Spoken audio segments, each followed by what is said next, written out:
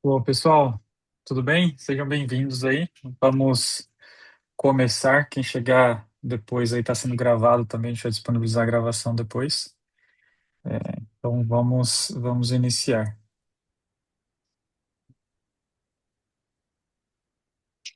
Então, novamente aí, sejam bem-vindos todos. Meu nome é Samuel de Souza, eu sou Account Executive aqui na ClickHouse. Junto comigo hoje está o Flávio, que é meu par técnico aqui, nosso Solutions Architect. Ele que vai fazer a parte que eu imagino que vocês estão aguardando mais ansiosos. E antes disso, eu vou fazer uma breve overview e uma intro aqui sobre o tema, tá bom? Então, nosso tema hoje é maximizando a produtividade dos seus agentes de IA com ClickHouse. Primeiro eu vou dar esse overview, depois a gente vai partir para a parte mais dinâmica do webinar. Tá? Se vocês tiverem dúvidas, podem colocar no chat. Tem uma boa parte do time aqui também presente para apoiar vocês, tá bom?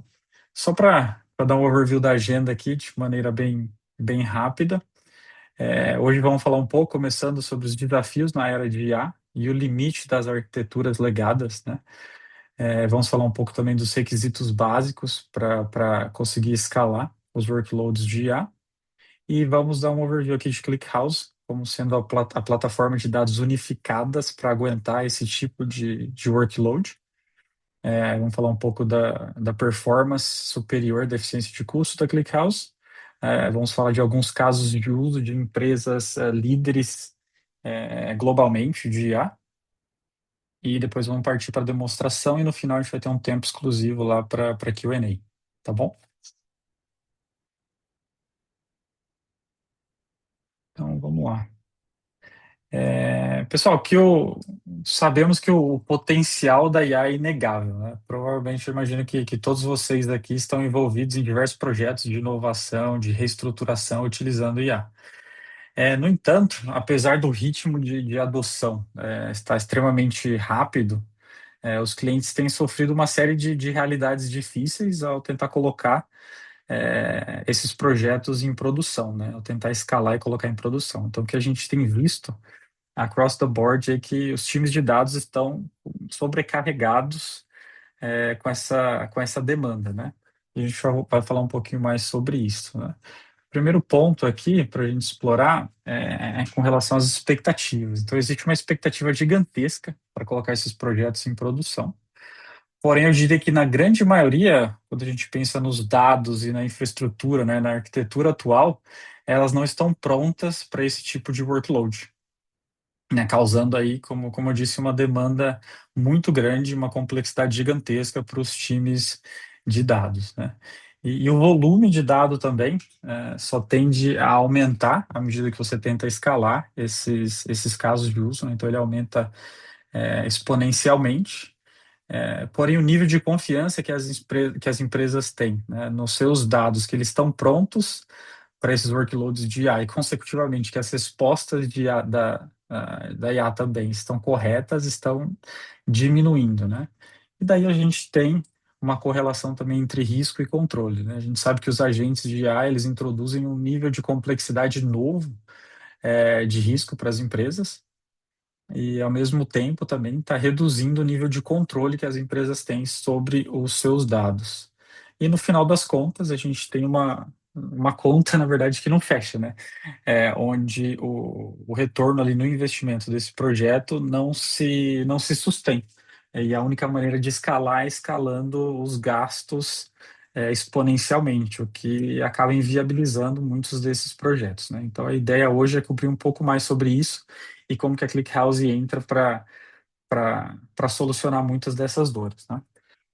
Então, para aprofundar um pouco mais no tema, né, a gente sabe que ao longo do tempo as organizações aí montaram stacks especializados para cada caso de uso. Então, a gente está falando ali de um stack ali dedicado para warehousing, outro para observabilidade, streaming, agentic AIs e também para o transacional, né?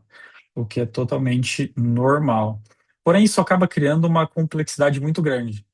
Então, é, cada vertical, eu diria, né, acaba tendo seu próprio tipo de dado, sua própria complexidade, sua própria linguagem de consulta, sua própria modelo de precificação, né, seus próprios fabricantes envolvidos, e isso gera um conjunto de sistemas que não se conversam muito bem entre si, né? Então, eles são sistemas isolados, conectados aí por pipelines de integração, e que não é fácil de manter, né? Então, à medida que novos projetos de IA surgem, isso gera uma complexidade muito grande, uma vez que os agentes precisam consultar isso de forma dinâmica e esses dados estão espalhados em silos distintos, né? Então, isso traz um trade-off muito pesado para os times. Então, você acaba tendo que escolher entre ou eu escalo, ou eu tenho velocidade, né? Ou eu aumento o volume, mas eu sei que o custo vai aumentar exponencialmente, ou eu tenho simplicidade, ou eu tenho flexibilidade. E a gente acaba chegando num ponto que a gente chama de ruptura, né? Onde a gente começa a entender que o mundo antigo e o mundo novo, quando a gente pensa nessa era de IA, o que atendia ao mundo antigo não é capaz de atender essa demanda nova de maneira eficiente. Então, aqui a gente está falando de um cenário onde era muito mais simples, né? Muito mais previsível, com queries pré-determinadas, tudo era muito mais previsível. A gente está falando de cenário muito mais de batch. E agora, nesse mundo novo, a gente está falando de um cenário extremamente dinâmico e imprevisível, onde o agente pode gerar de maneira autônoma centenas e até milhares de queries consultando os dados across o stack inteiro de vocês de maneira extremamente agressiva, né? Então, a gente, basicamente, resumindo, né, essa nova era, ela exige que os workloads que os workflows sejam autônomos e dinâmicos, que os dados sejam completos, né? Não só usar samples, né, amostras, e ela exige também respostas em tempo real e a capacidade de lidar com uma concorrência massiva de queries, de consultas, e que ao mesmo tempo consiga ter uma eficiência de custo em escala que seja viável para colocar esses projetos em produção, né? Porém, quando a gente pensa na era de IA, ela não aceita esses trade-offs antigos que a gente era acostumado a fazer. Ela exige escala, mas ao mesmo tempo ela também exige velocidade. Ela exige um volume maior para ter respostas melhores também, mas ao mesmo tempo ela exige que o custo esteja controlado, senão ele fica inviável, né? E ela exige uma simplicidade, mas ela também exige a flexibilidade dinâmica que a IA necessita, né? E a IA está se tornando cada vez mais default padrão para todas essas verticais, né? Então, quando a gente fala de analytics ali, a gente está falando de copilots de linguagem natural, né? Quando a gente fala de data warehouse, a gente está falando de business intelligence conversacional, onde o cara de negócio vai querer ficar conversando com os dados o tempo inteiro e fazendo perguntas novas que o time não consegue antecipar, né? A gente também está falando de observabilidade, a gente está falando de agentic SREs, né? Que estão ali conseguindo detectar anomalias, automatizar as análises, descobrir causa raiz de maneira autônoma. Então, assim, a IA já se tornou a interface de todos esses workloads, né? Então, assim, essa já é uma realidade que a gente está vivendo. E todos esses workloads, como a gente mencionou, exige essa escala, essa velocidade, essa simplicidade, eficiência de custo para ser sustentável, né? E é aí que a ClickHouse entra para solucionar esses problemas, né? Então, a ClickHouse, de fato, é a plataforma de dados unificadas para essa era de IA, justamente por ela conseguir atender esses diferentes casos de uso, né? Então, quando a gente fala de real-time analytics, que está no coração da ClickHouse, quando a gente fala de data warehousing de maneira extremamente rápida e dinâmica, quando a gente fala de observabilidade com o ClickStack, que a gente inclusive fez um último um webinar sobre ele também, e também falando de machine learning e GenAI, e também do transacional com a nossa nova oferta de Postgres gerenciado, né? Então você acaba tendo a possibilidade de substituir diferentes workloads na ClickHouse, centralizando esses workloads de uma forma a simplificar o stack e mantendo não, né? Conseguindo daí de fato uma escalabilidade e um custo-performance que é eficiente across a empresa, né? Então, assim, a ClickHouse foi desenvolvida da fundação para aguentar esses tipos de workloads que essa era de AI exige, ou seja, ela foi construída para ingerir bilhões de linhas por segundo, armazenar petabytes de dados, né, de maneira extremamente eficiente, rodar queries em milissegundos, e aguentar altíssima concorrência de consulta também. Então, assim, quando a gente está falando de latência extremamente baixa, escalas altas e alta concorrência é o coração da ClickHouse. E o que eu gosto, só voltando um pouco aqui também, né, são diferentes workloads, né, mas você não precisa começar trocando todos por ClickHouse. O que eu acho legal é, cara, escolhe um, que é um low-hanging fruit para vocês, testa a tecnologia, vê o valor, extrai o valor e vai para o próximo. Então, assim, é uma jornada onde você vai estar simplificando o seu stack, otimizando o custo e melhorando a performance. Esse eu acho que é o convite que a ClickHouse traz, né? E quando a gente fala de eficiência, né, tem o nosso benchmark público aqui, que a gente vai compartilhar com vocês podem fazer os testes, né, mas quando a gente fala de performance, aquele caso é extremamente mais eficiente do que os outros é, competidores aqui, eu diria, contra a concorrência.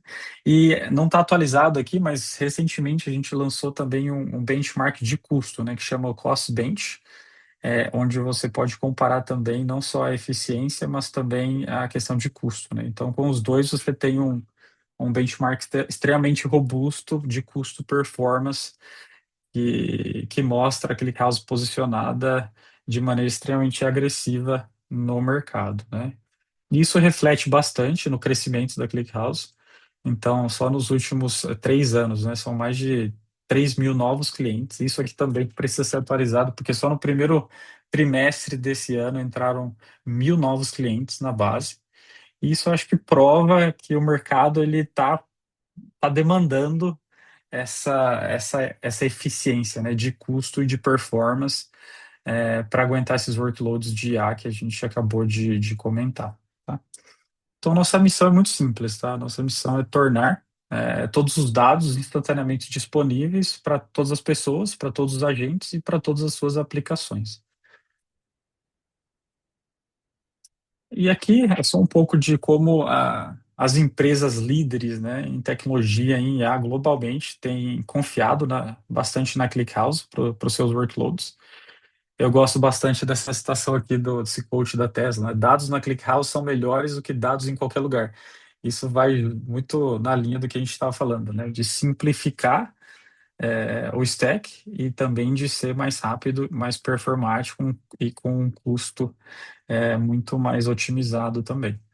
Aqui eu vou cobrir dois casos de uso bem rápido, antes da gente entrar é, na parte mais prática do webinar, tá?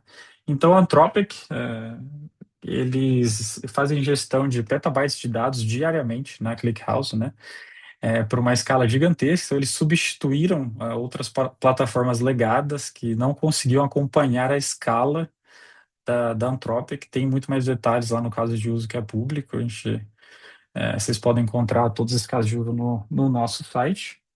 Mas o que eu gosto bastante é dessa citação, né? ClickHouse desempenhou um papel fundamental em nos ajudar a desenvolver e lançar o Cloud 4. Então, pensa na magnitude disso, né? Quando você pensa em, cara, eu preciso conseguir escalar o meu workload, meu projeto de IA. É, a Anthropic confiou na ClickHouse para conseguir a lançar, desenvolver o Cloud 4, né? Então, assim, pensa na escala e na dimensão disso. Acho que é uma prova muito forte que o mercado está vendo a ClickHouse como um player estratégico para conseguir manter um custo eficiente e endereçar todas as demandas desses projetos.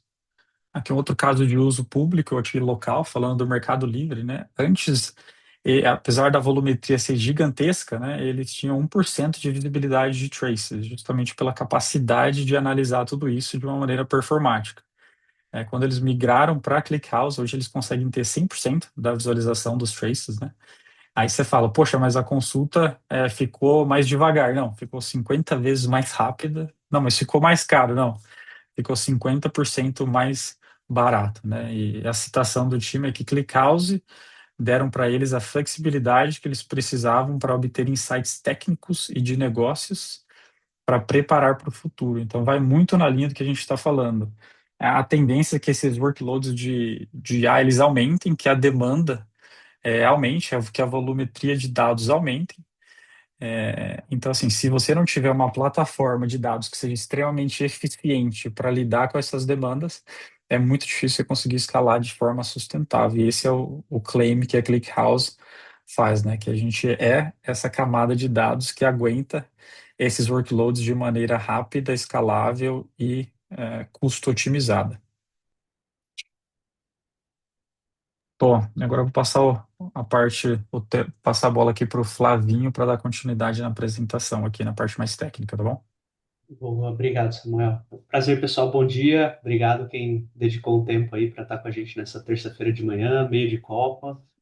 Eu espero que você esteja aproveitando os jogos também. E aqui a gente vai para algo mais prático, né? Até para demonstrar um pouquinho do que o Samuel comentou e até indo além, né? A gente não vai, hoje não é um tema tão básico assim. Então, para quem já usa ClickHouse, para quem já está usando ferramentas agênticas, hoje é para você, né? Poxa, eu vou fazer uma introdução super breve do que é skill, mas não é meu intuito fazer um curso de skill aqui. E depois a gente vai no porquê que elas existem, né? Ou porquê os LLMs erram também. Como instalar no ClickHouse, como fazer, por exemplo, esquema design usando os skills, qual que é a diferença do agente com e sem, né? E passando por otimização de query, gestão, recursos avançados também que a skill acaba incorporando no uso do ClickHouse e como vocês podem contribuir também para, poxa, tive um insight, estou usando o ClickHouse há um tempo, tem algo que eu gostaria que o cloud entendesse do meu ambiente. Eventualmente você pode colaborar isso para a skill ali que a gente mantém ou ter ali no seu próprio cloud uma skill específica para o seu caso de uso, tá? Então, eu vou fazer uma enquete super rápida para quem puder reagir no chat. Quem sabe o que é skill? Um joinha para cima e para baixo aí, se vocês puderem, só para eu ter uma noção aqui também, enquanto a gente fala. Eu acho que eu devo ter pego muita gente de surpresa, né? Vocês não estavam esperando a gente interagir. Ó, o Marcos já falou que sim, Fábio sim, Henrique Marcolino sim. Ó, pelo espaço amostral todo mundo sabe, então eu vou passar bem rapidinho. Ah, legal. Bastante gente realmente sabe. Ótimo. Então, jogo rápido para quem não sabe, está acanhado. Skill basicamente são arquivos MD, você vai ensinar um contexto adicional ali para LLM, e o que é bacana é que ela é carregada em etapas, então você não consome muito da janela de contexto do seu modelo ao dar uma skill para um determinado agente. Imagina, deixa eu pensar aqui, se fosse uma pessoa, né? Você vai chegar, vai ensinar algo para ela, só que é uma pessoa que aprende muito rápido. Então você chega, ensina o que precisa, ela executa a tarefa, depois ela esquece tudo que ela aprendeu, né? Então a skill é um pouco disso, você não vai popular ali a janela de contexto do seu modelo com algo muito pesado, mas que se ela vai interagir com aquilo, ela consegue carregar para a janela, utilizar e depois, né, esquece aquilo quando você começar uma nova tarefa, tá? Então, é um padrão aberto. A gente tem a skill do ClickHouse aqui, tem skill de tudo que é ferramenta, né? Basicamente, todo mundo tem uma skill para chamar de sua, e é justamente com essa ideia, tornar o LLM mais eficiente, né? E, poxa, por que que ela existe? Por que que os LLMs erram, né? E aqui a gente vai focar bastante no caso do ClickHouse, mas isso vale para qualquer sistema. Então, essencialmente, né, você tem LLMs que foram treinados com determinada janela de contexto, e para o caso do ClickHouse, o que a gente observou é que sistemas produtivos, né, quando você colocava um LLM para desenhar ali uma query, desenhar uma tabela, fazer uma materialized view, muitas vezes nem sabia o que era materialized view no caso do ClickHouse, porque o dataset de treinamento desses modelos geralmente é dominado por padrões de OLTP, né, de Postgres, de MySQL, de SQL Server. Então, não necessariamente a LLM vai ter ali na base de dados de treinamento dela, né, melhores práticas de ClickHouse. E para quem já está usando há algum tempo, sabe que todo mês tem release de ClickHouse, todo mês melhora alguma coisa, acrescenta alguma feature. Então, mesmo que, poxa, tinha ali, demos sorte, né, treinaram toda a documentação do ClickHouse, pode ser que até o modelo sair, ele já esteja com alguma coisa desatualizada. Então, esse aqui é um jeito fácil de você manter ali as melhores práticas atualizadas. E não é necessariamente culpa do modelo, né, ou de quem treinou aquele modelo. É falta de contexto mesmo. Então é isso que a skill vem resolver. Então, essencialmente, ela vai trazer melhores práticas ali por prática, né, por caso de uso, para que o modelo carregue aquilo para a janela de contexto e aplique na hora de te ajudar, tá? Então, para quem nunca instalou uma skill, para quem está aprendendo hoje o que é skill, né, é super simples de instalar. Então, roda ali com NPX, você pode adicionar essa skill no seu Cloud Code, no seu Cursor, no seu Copilot, né? Tem N ferramentas aqui de Assisted Coding e também em IDEs inteiras, né? Então, Windsurf da vida, outras coisas. Ou se você já usa o ClickHouse CTL, é só clicar o CTL Skills, ele já vai instalar ali para você e vai te perguntar, né, quais sistemas desses você está usando para instalar. Só o que precisa, claro, você sempre pode colocar mais depois, né? E aí, toda vez que você vai criar uma tabela, fazer um insert, né, você está interagindo ali, fazendo um vibe coding ou, de fato, codando junto ali, fazendo um pair programming com a gente, vai ativar a skill necessária para fazer aquela tarefa, ele vai tentar te ajudar ali a otimizar o seu caso. O bacana é que a licença é Apache, então assim, putz, quero clonar isso aqui e usar, enfim, fiquem à vontade, tá? Então agora a gente vai começar a entrar na parte prática, né? Então, poxa, eu quero desenhar um esquema no ClickHouse e quero garantir que minha tabela vai performar bem para o meu caso de uso.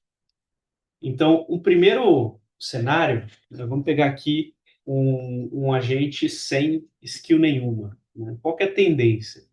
Puxa, ele vai colocar um order by aqui com alta cardinalidade que ele está pegando ali do Postgres, né? Do MySQL, que é a primary key da sua tabela. Então, ele vai colocar aqui, né, o ID como sendo eventualmente a order by, a primary key do ClickHouse também.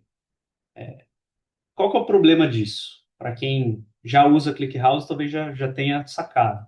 Para quem não usa, vou contar para vocês. Essencialmente, esse D aqui, ele, você não vai usar ele para consulta, né, no caso de um banco de dados analítico. Por quê? Porque você não está fazendo update nesse D, né, ao longo do dia, igual você faz no transacional. Você muito provavelmente está querendo entender, poxa, qual que é a média de preço para determinada data, ou para determinado CEP, ou para determinada cidade, ou a soma dos valores de propriedades aqui, nesse caso do dataset do Reino Unido. Qual que é a soma de valores que transacionou numa data, no mês, no condado, né? Então, não necessariamente você colocar aqui a sua ordenação da tabela pelo ID vai te ajudar. Muitas vezes até atrapalha. Por quê? Porque o ClickHouse, quando organiza os dados em disco, ele vai ordenar por aquela coluna que você pediu para ordenar. Só que se você não vai usar ela para nada, você está com o dado bagunçado, né? Não adianta nada estar ordenado para algo que você não usa. No fim do dia, para o que você precisar, ele vai estar bagunçado, né? Se você estiver usando uma skill, ao contrário do agente sem o contexto, né? Repara que ele colocou aqui duas partes, ele separou o CEP em duas partes, né? Por quê? Porque no caso dos CEPs do Reino Unido é meio parecido com o Brasil, né? Então, um prefixo que dá meio que uma macro-região e depois o mais granular ali, que é a segunda parte. E ele colocou os endereços aqui também, que são correlacionados, né, com a cidade, com o condado. Então, só renomeou aqui para atrapalhar o apresentador, né? Mas é essencialmente a mesma coisa. E aí, o que é bacana? Quando você vai, por exemplo, trabalhar com preço, uma data, você vai filtrar por essas variáveis aqui, o dado já está organizado daquela forma que você precisa. Então, vamos ver isso na prática, né, na demo aqui. Eu criei dois esquemas, um sem a skill e o outro com a skill, tá? E aí, obviamente, né, na vida real, gente, vocês não precisam ficar comparando um com o outro. A tendência é que a skill seja melhor. Então, né, começa por lá e depois ajusta o que a skill já tiver refinado para você. Mas a gente vai criar aqui a tabela dos preços pagos em propriedades no Reino Unido. Esse dataset é público, está no site da ClickHouse ali, se vocês quiserem testar, seguir, né, o material, depois a gente manda para vocês também. Mas vamos criar aqui a tabela com a skill e vamos criar a tabela sem a skill. Uma outra coisa também, não sei se vocês repararam, né? Os tipos aqui com a skill são muito mais refinados. Por quê? Porque, puxa, se eu tenho tipos específicos de propriedade, são flat, se tem sacada, se é solo, né? Ou se é uma casa que você vai comprar para sempre, ou você vai fazer um leasing dela. Então, isso aqui faz diferença no quanto aquela informação vai ocupar em disco e também faz diferença no quanto você vai precisar processar na hora de fazer uma consulta em cima, né? Então, repara que aqui, com a skill, ele já tentou aplicar tipos mais fechadinhos, né? Então, skill de baixa cardinalidade, que ele vai transformar num enum por baixo dos panos para você. Ele vai usar enum quando ele já sabe que é, né? As variáveis numéricas também mais contidas. E sem a skill, manda bala, né? Ocupa disco aqui igual doido. É string para todo lado, é número com uma precisão absurda. Nem o preço da propriedade tem essa precisão toda, né? E ele vai ordenar pelo ID, tá? Tem uma outra coisa que é interessante e que eu não citei para vocês, né? Mas a gente vai ver já já. Vou criar essa tabela primeiro. Então, criamos aqui a tabela sem as skills e vamos fazer a carga aqui das propriedades enquanto a gente fala do próximo. Então, aqui a gente vai pré-processar essa base na hora de fazer a carga, né? Vai basicamente converter o que é letrinhas ali na base. Isso é variável de contexto, a gente já vai criar a tabela agradável para quem for usar, né? Então, vamos fazer o insert aqui e vamos deixar fazendo o insert aqui. Então, tá rodando, né? Aqui a gente acertou a primary key com a skill. Uma outra coisa que eu já falei para vocês, os tipos de coluna. Então faz muita diferença o disco, que vira dinheiro de storage, mas faz mais diferença ainda no processamento, que é dinheiro puro, né, quando você está usando aqueles dados.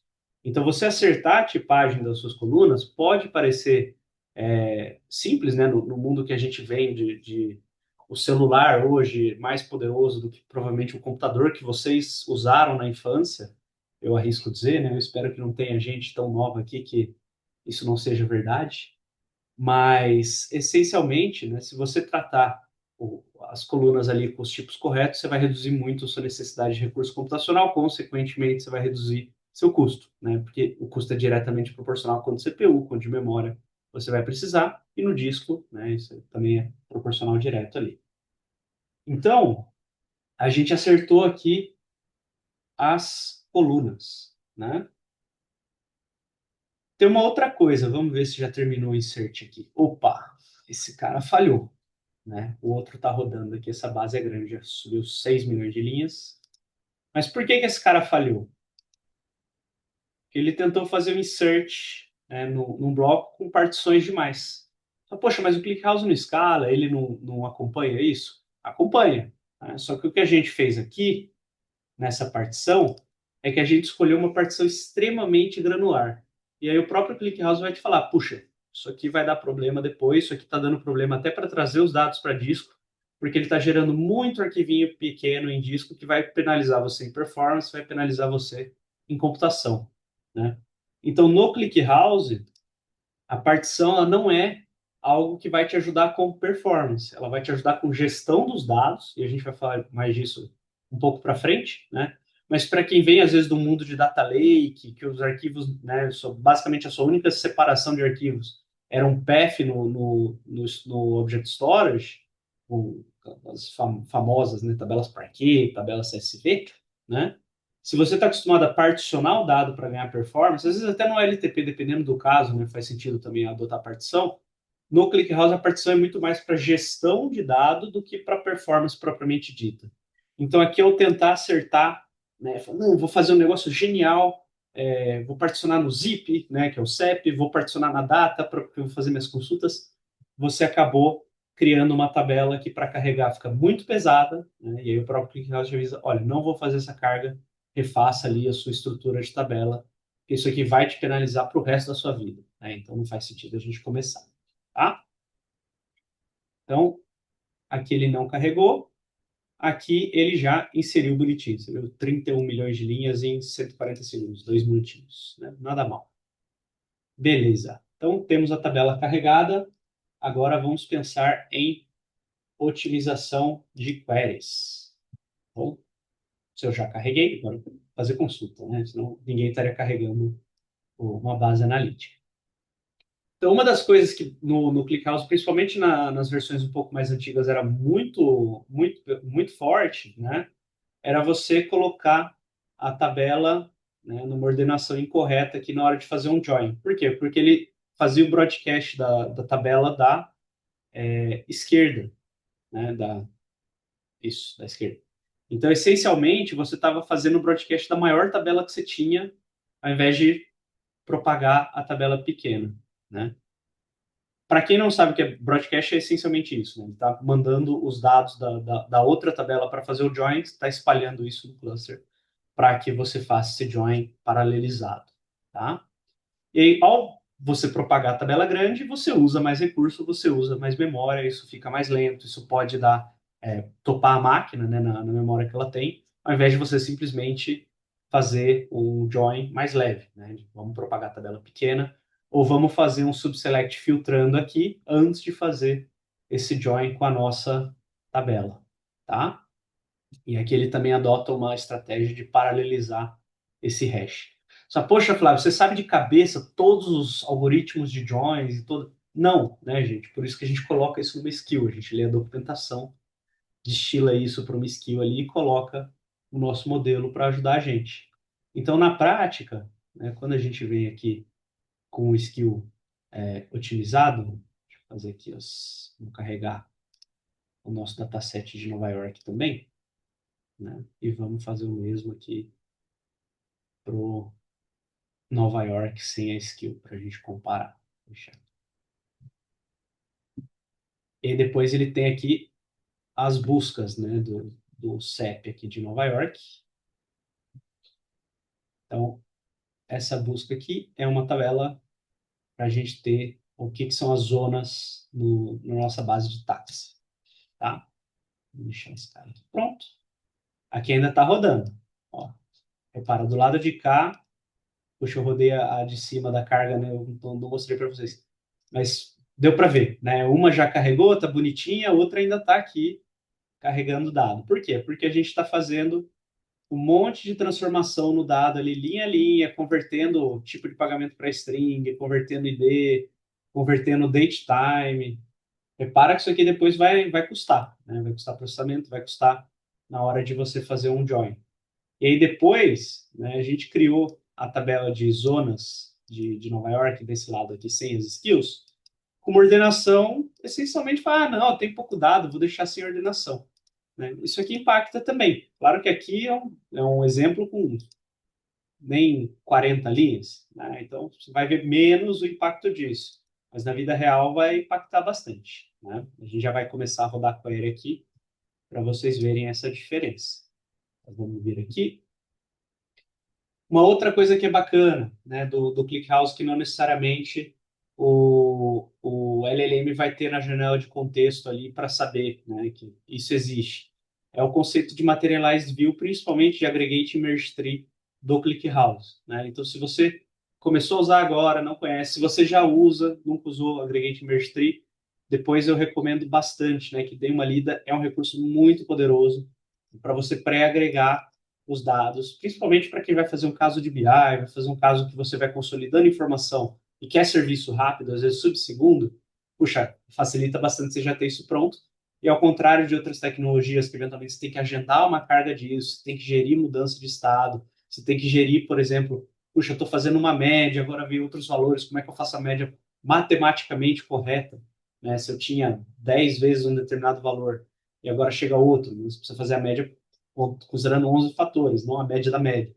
Então, tudo isso a Aggregate Merge Tree vai cuidar para você.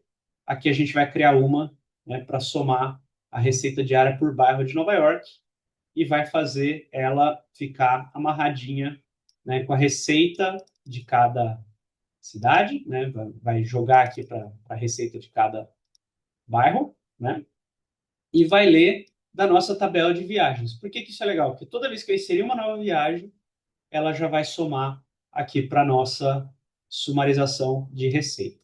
Tá? Então, já vou fazer isso aqui também e vou fazer o backfill da nossa Materialized View. Então, ela leu 3 milhões de linhas aqui em 0,2 segundos. Né? Então, vamos agora de fato para as consultas. Né?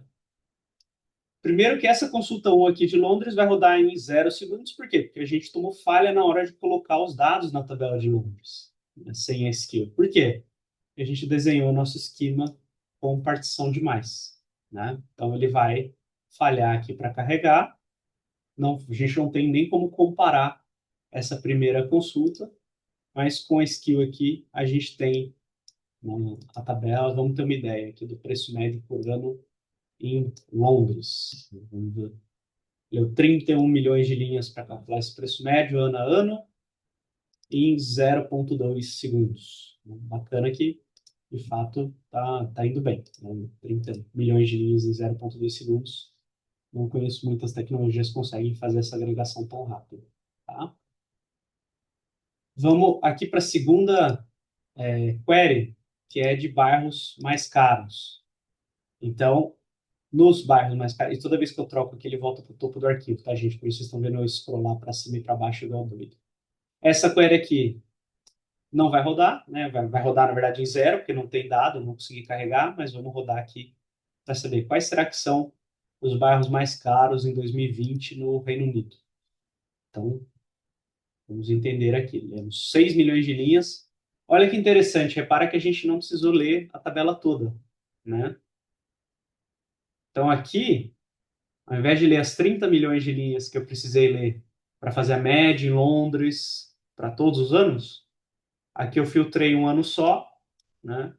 Ou seja, o próprio ClickHouse já viu, puxa, não preciso ler 30 milhões, para que eu vou ler 30 milhões? Já leu 6 milhões de linhas. Você está lendo um quinto da tabela, né? E ele fez a média aqui em 0,271 segundos.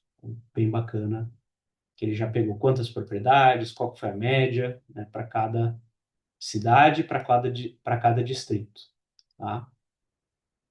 Agora a gente começa a chegar na parte mais legal, que de fato a gente começa a comparar o que foi feito com a skill e o que foi feito sem.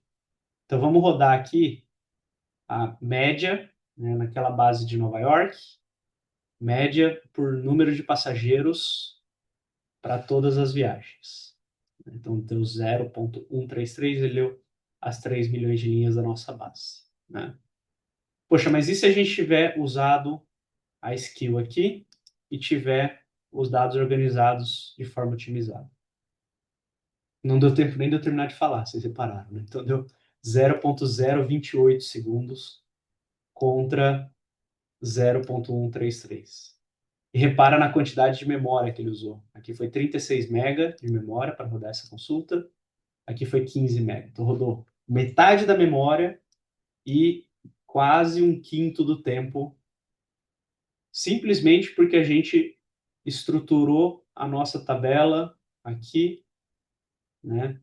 Em uma delas com tipos mais preguiçosos, digamos assim, né? Maiores, mais tranquilos, de string, de float. E na outra a gente falou, não, a gente quer otimizar de fato o uso dessa tabela, vamos usar os tipos mais redondinhos possíveis, né? Então, vamos usar datetime, vamos usar int32, onde é float, a gente vai usar um float menor, onde a gente consegue, a gente vai usar enum, onde dá, a gente vai usar low cardinality, porque ele ocupa menos espaço em disco. Então, isso aqui deu essa diferença absurda que a gente está vendo, né? 5 vezes só com uma mudança de esquema da tabela, tá? Então, isso aqui foi a consulta 3 que a gente viu. Agora, vamos para aquela do join, né? Se a gente tem um join onde a gente está propagando a tabela maior, ele vai rodar aqui em quase 0,2 segundos, né? Agora, e se a gente pegar e acertar esse join para fazer um subselect e usar uma estratégia de join aqui com parallel hash, né? Então, vamos lá. 0,187 usa 96 MB de RAM. Aqui a gente vai rodar em 0,145, usou 15 MB de RAM. Então, puxa, o tempo aqui não caiu 5 vezes igual ao outro. De 0,187 para 0,145, que é quase 20% de melhora, né, gente? Já é bem razoável, considerando que você só editou ali a sua query. Mas, repara de novo no uso de memória desse cara. usou 15 mega contra 96, né? E aí você fala, poxa, mas o cluster tem 8 GB, né? Tem 16 GB. Tudo bem, mas repara, pensa isso aqui em escala. Você está servindo isso para o seu cliente final, você está servindo isso para um agente. Quanto mais você otimiza o consumo, melhor, porque daí você consegue rodar mais, né, com menos recurso computacional. Então, vamos aqui para um caso de ler a receita diária por bairro em Nova York, que é um full scan, né, da tabela. Ele levou 0,15 segundos sem as skills, né? E com as skills, vamos ver ali, lendo da nossa Materialized View, que é um negócio que estava na skill, mas não necessariamente o LLM Vanilla vai saber que ClickHouse tem esse recurso, né? Então rodou em 0,004 segundos. Dá 10 vezes dá 40, 100 vezes dá 400, umas 30 vezes de diferença, 30, 40 vezes de diferença, tempo de execução, né? Você fala, pô, Flávio, mas você roubou, você leu de algo que já estava agregado. Sim, é um recurso que o ClickHouse tem, né? E vocês não pagam mais nada para usar esse recurso, então usem o recurso, né? Porque essencialmente a gente derrubou a consulta em quase 40 vezes e a memória, de novo, né, de 84 MB para 341K. Né? Aí você percebe o quanto que isso faz diferença na sua conta depois. Mas, vamos, né, sem roubar, vamos fazer na mesma tabela. Na mesma tabela, rodou em 0,0028 e usou 5 mega contra 0,154 com 80 mega. Então, mesmo que a gente faça a agregação igualzinha, né, na mesma tabela de origem, só o fato da gente ter acertado ali os tipos e estar usando a primary key correta já dá um impacto muito grande na hora de você estar rodando consulta, né? Então, óbvio, essa tabela é pequena, né? A tabela é 3 milhões de linhas, mas conforme isso escala, né, vai fazer bastante sentido você estar usando ali um recurso que serve para te ajudar. Então, antes de ir para o próximo, né, que são os mutations, vamos passar aqui. Uma outra coisa do ClickHouse também, né, é que a gente não gosta muito de update nos valores. Então, puxa, você pegar no MySQL, no Postgres, é super normal, um alter table update ali em determinado campo, e é isso que essas engines são feitas para fazer. Então, elas são muito boas para o que elas se propõem a fazer, que é fazer transação ali, muito update, muito insert, né, delete ali nas linhas. Então, isso elas fazem super bem. No ClickHouse não é o foco, né, da engine aqui. Então, o que a gente recomenda? Né, que você, ao invés de ficar fazendo alter table, né, se você tem uma tabela que você sabe que vai receber muitas alterações, muitos updates, é você usar a Replace Merge Tree, que vai fazer essa substituição das linhas para você conforme a sua primary key, né, que aqui é o ID de coluna, e usando como critério a coluna que você der de ordenação aqui. Né? Por quê? Porque você também quer saber a ordem que essas transformações vão ser aplicadas para você, de fato, estar com a tabela refletindo o seu negócio. Né? Então, no caso aqui, eu quero manter sempre o último registro de cada viagem. Então, por isso que eu mantenho aqui esse update e ordeno pelo tipo, pelo ID da viagem. Então, cada vez que eu inserir aquele ID de viagem de novo, o ClickHouse vai entender que aquilo é uma substituição da linha anterior, vai ordenar, né, pelo update ali, vai substituir a linha em background para a gente. Tá? E você também pode usar na hora, puxa, mas se eu inserir uma linha nova, né, e eu ainda não apaguei a antiga, como é que eu vou saber que eu estou lendo a linha certa? Aí tem o sufixo final ou a função argmax para você fazer essas leituras consistentes, né, sabe, pegar ali de fato o último estado durante essa substituição. Então, antes do ClickHouse terminar ali de fazer a substituição da linha para você. E é justamente isso que a gente vê aqui. Né? E esse, como a tabela é muito pequenininha, né, não vai aparecer tanto, mas aqui a gente vai rodar um alter table. Então, rodamos o alter table aqui. E no outro caso, a gente vai fazer a replace merge tree para as outras viagens. E aqui a gente vai copiar e vai fazer um update na nossa tabela, forçando aqui a barra. Então, na hora de fazer uma leitura aqui, né, que a gente vai usar aquele argmax que eu comentei com vocês, para você pegar ali, de fato, o último registro de determinada viagem. Então, isso aqui é uma construção para você fazer a consulta ali pelo último status de determinado ID de viagem, sem precisar do custo computacional do final. Então, final você colocaria aqui, você não precisaria dessa função do argmax, desse max de update that, mas você paga, né, um custo computacional, porque ele vai ter que duplicar isso depois que ele rodar a consulta, tá? Então, a gente cobriu joins, a gente cobriu mutations, né? A ingestão a gente acabou mostrando ali, é um pouco mais difícil de mostrar na prática, então só vou passar aqui nos slides. Então, por exemplo, você vai fazer o insert, puxa, sem skill nenhuma, o código que você vai gerar ali, por exemplo, num Python, em alguma coisa, vai ser ficar mandando linha a linha, né? Está acostumado com o LTP, que você manda linha a linha é melhor, né? No caso do ClickHouse, se você controla essa geração de dado, é melhor você agrupar e já inserir um bloco grande. Né? Por quê? Porque o ClickHouse lida melhor com isso. Então, cada parte ali tem que ter pelo menos 1.000 linhas, idealmente entre 100 mil e 1 milhão.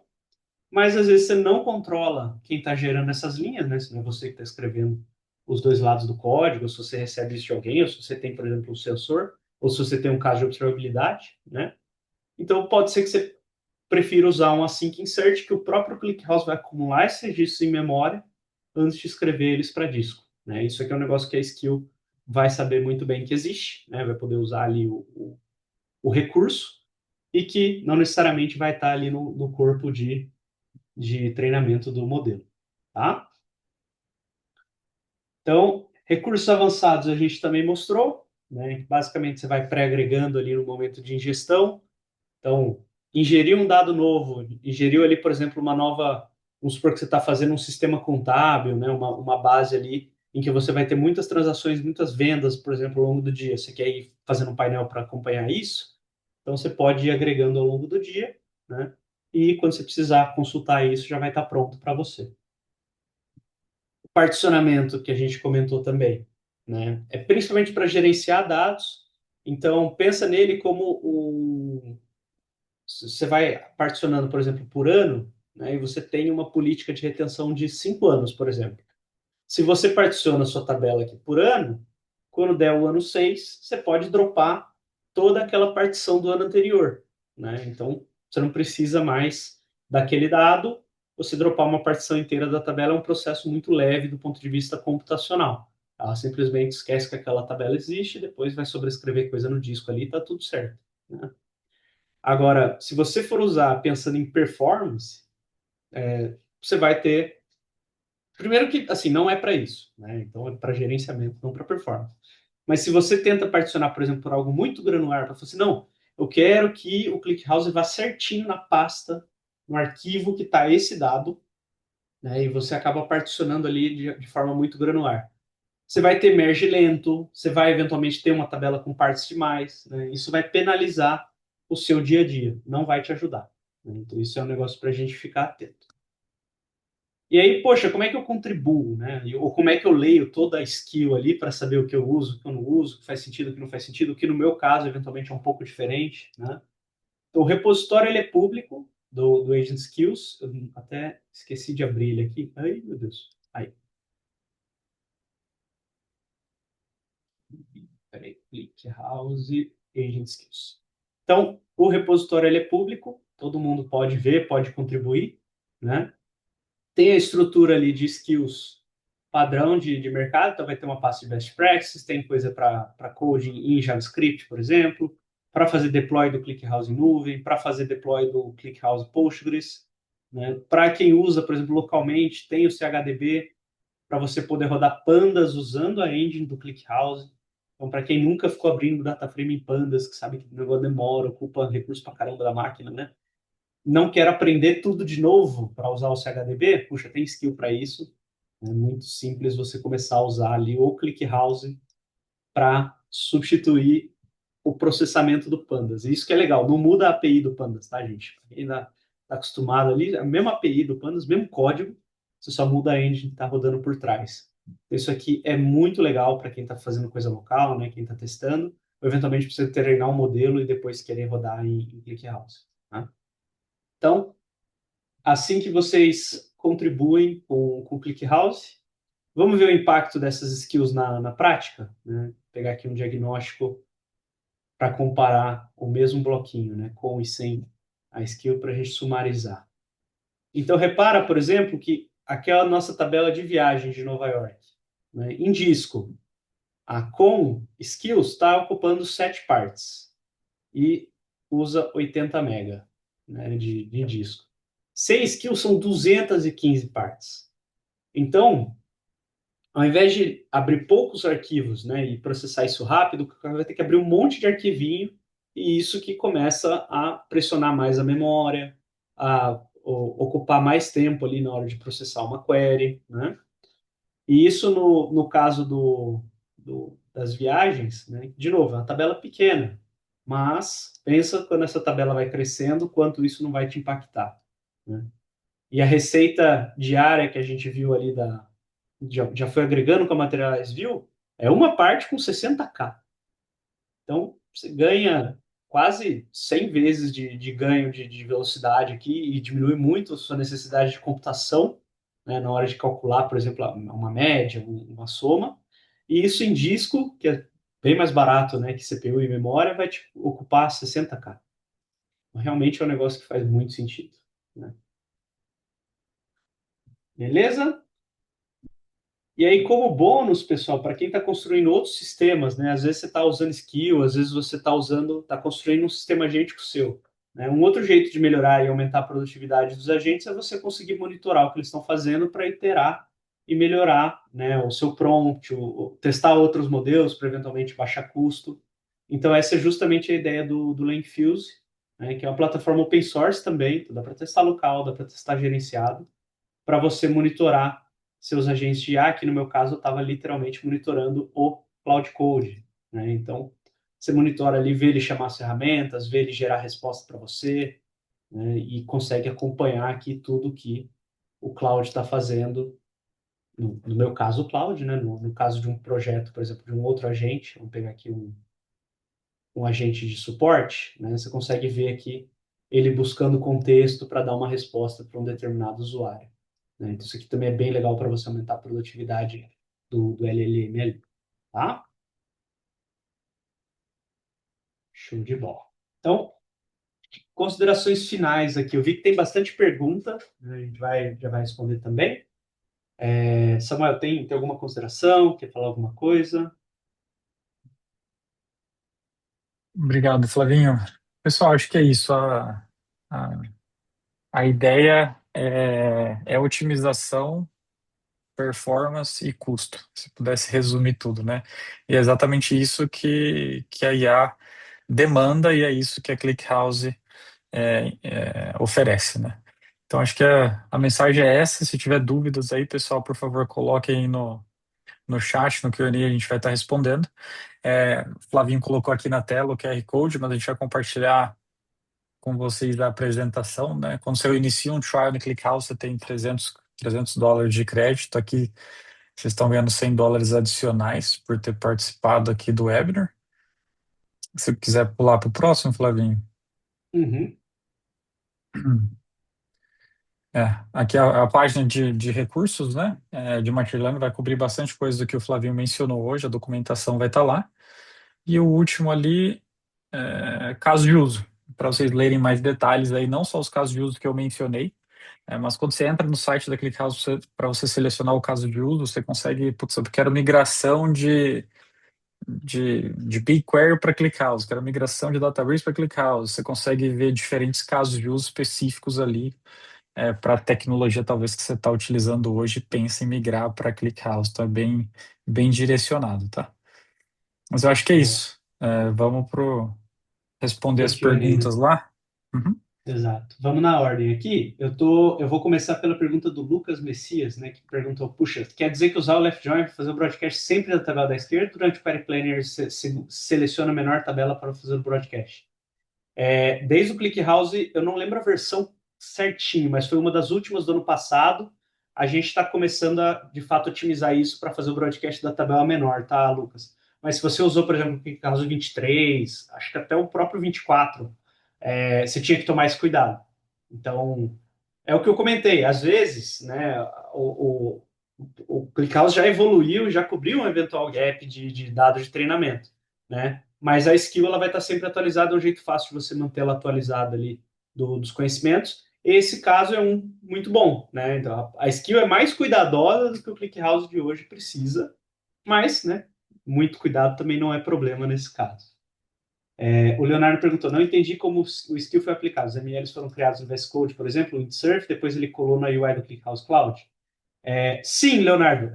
Aqui eu usei a UI da ClickHouse Cloud, que ela é mais amigável aqui para a gente apresentar, mas na prática, essas skills foram criadas no VS Code mesmo, ali, Dark Mode, né, como todo desenvolvedor de respeito, mas eu gerei aqui no VS Code e depois eu levei para lá para apresentar para vocês, que é mais fácil de mostrar lá, tá? E aqui, para quem, né, tem curiosidade, no caso eu usei o próprio Cloud mesmo para gerar todo o esquema. Eu usei a versão desktop, estava com mais preguiça ainda, né? E eu já tenho as minhas skills carregadas a nível de projeto aqui do ClickHouse. Então é mais fácil ainda para mim, né? Estou trabalhando aqui direto, mas no meu Cloud Code que eu fechei aqui, tá aqui. Nesse cara aqui também, ele já tem as skills carregadas, né? Se eu vier aqui pedir para interagir com o ClickHouse, tudo ele já considera isso direitinho. Que eu estava, por exemplo, dando benchmark e tal, nessa sessão aqui, ele estava com as minhas skills carregadas para ele usar, tá? Então aqui foi um behind the scenes para vocês, né, do material, mas não foi gerado aqui, né? Isso aqui já recebeu a query pronta.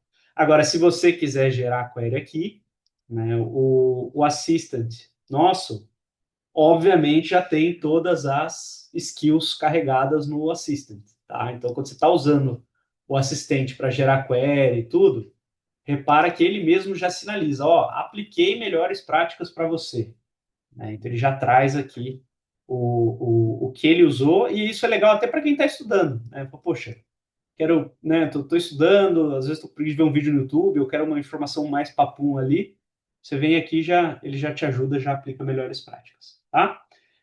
O Adilson perguntou como pode contribuir. Basicamente é um repositório aberto no Git, então se você, né, vier aqui no Agent Skills, eu vou mandar o link aqui, né? Você pode abrir PR, abrir issue, pedir, né, pedir uma adição aqui nas issues, pode pedir uma feature, né, ou pedir alguma coisa específica e colaborando com as skills, tá? Tem skill de Langfuse também. Então, eu falei aqui rapidinho do Langfuse, mas uma coisa legal, né? Putz, eu quero monitorar meus agentes, mas não quero aprender tudo de Langfuse. Pô, passa as skills para o seu Cloud Code, ele aprende para você, né? E depois você aprende com o tempo. Você já vai estar monitorando seus agentes também, tá?